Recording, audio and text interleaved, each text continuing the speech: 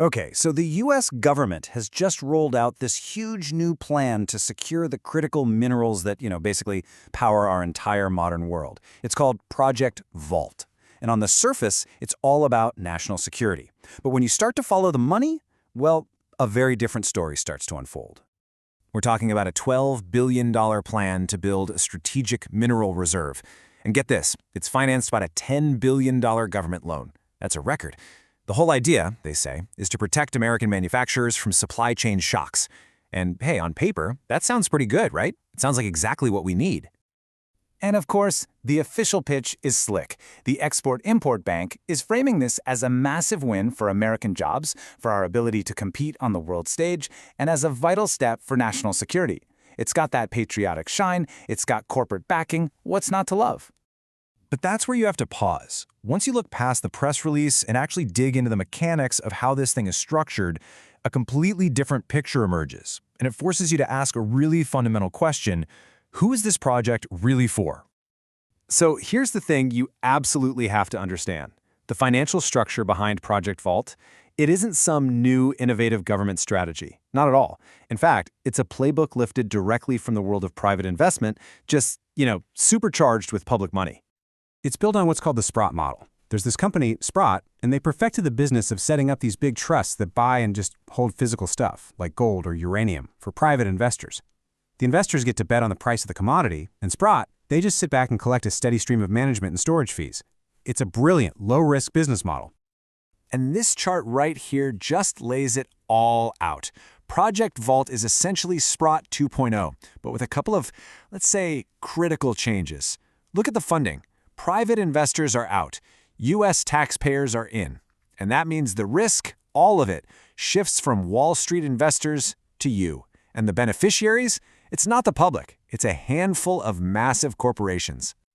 I mean, for these corporations, this is a sweetheart deal. It's incredible. They get their raw materials warehoused for them, financed with cheap government money. They get to offload all the risk of price swings onto the public.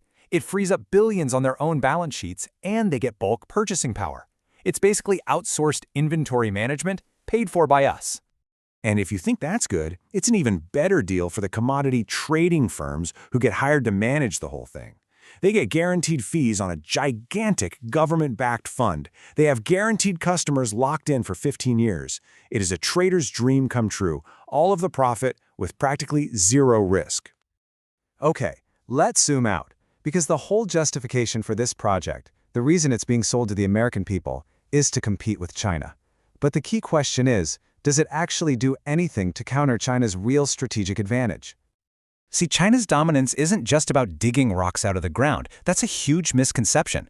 They have spent the last 30 years building an absolute empire that controls the entire supply chain. They mine the ore, sure, but then they refine it, and then they manufacture the final products. A warehouse full of raw materials only addresses one tiny piece of this massive integrated system. And this right here, this is the real choke point, the kill switch. Refining and processing. You can stockpile all the raw ore in the world, but if China controls almost 90% of the capacity to turn it into something useful, that ore is basically just expensive dirt until you send it to them. So who really has the power here? And this brings us to the fundamental fatal flaw in the entire premise of Project Vault. It's being sold as a strategic weapon to counter China, but its design just doesn't match that goal at all. So we have to ask the hard question. Does this $12 billion project actually build a competitive American industry? Does it challenge China's chokehold on the supply chain in any meaningful way?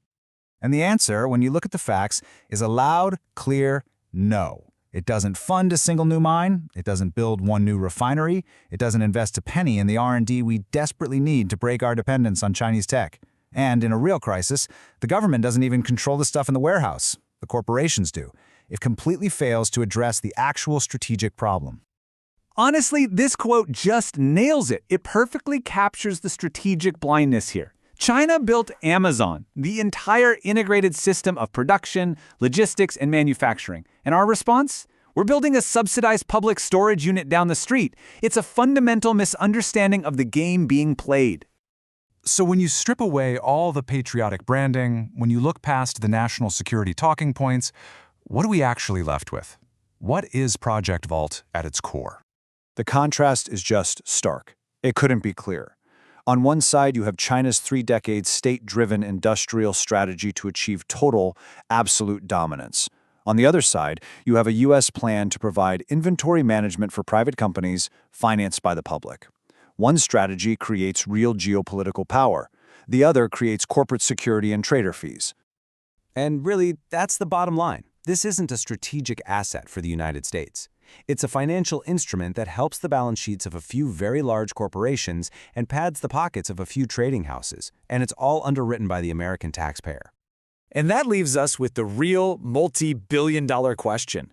If building a subsidized warehouse isn't how you compete, then what is? A genuine strategy would mean actually building things again. Building mines, building refineries, building factories right here at home.